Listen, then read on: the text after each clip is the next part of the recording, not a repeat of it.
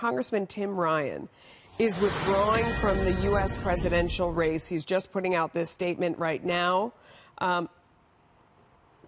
pulling out of the race.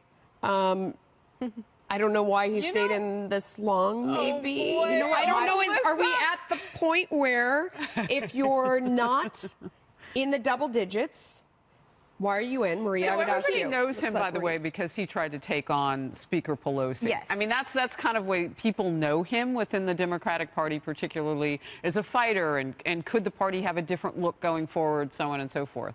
He also, though, to your question, Harris, about this moderate path in the primary, right. He represents that, right? He's the guy from Youngstown, Ohio, who's very close with the, unions, the working class there, has a populist message, very similar in some ways to President Trump, although obviously from the progressive side. He occupied some of that middle lane. But to Melissa's point, look, we have 20-plus candidates. If you're not raising the money, at some point, you have to get out. Right? Again, if you are ticking up in some polling and you're Joe Biden, and I'm only looking at real clear politics right now. I'm looking at that aggregate, that average, if you will. And so it may not show that. But in some corners, I know that people are talking about it. You have been. But you can't have more than $9 million in your coffers. And Bernie Sanders raises 25 point something in a quarter. I mean, if Joe Biden can't do it and you're the moderate Tim Ryan, what are your options?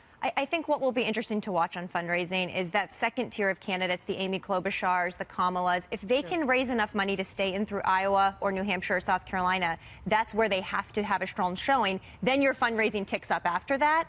But if they don't do well, that's when the coffers really go dry. So you think that's the breaking point right there? You think it's Iowa, as opposed to, I mean, if you're sitting there right now and you don't have the money and you don't have the numbers, having worked for somebody who decided that his time was better spent elsewhere, right? And now he's working on backing candidates. Is that a better way to spend your time? This is the strategic question these candidates are all going through But he wants to run again. I mean, Melissa, you were kind of joking earlier when you said, I don't understand why he was in here in the first place. No, I said I didn't understand why he was staying. Still in. I got into this race in April to really give voice to the forgotten people of our country, the workers who have been left behind, the businesses, blah, blah, blah. He goes on. And I don't mean that in a derogatory way. It's just I'm going to cut myself off.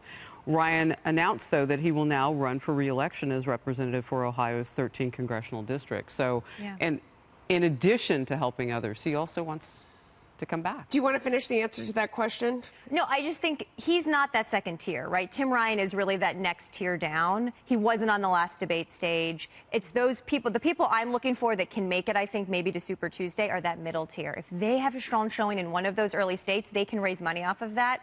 I think this primary might go on longer than... That's the idea that from people who are supporting Vice President Biden is that a little bit less than $9 million in cash is enough money. He's always been a bad fundraiser, and everybody who's supporting him knew that before he even got in. We will keep watching it.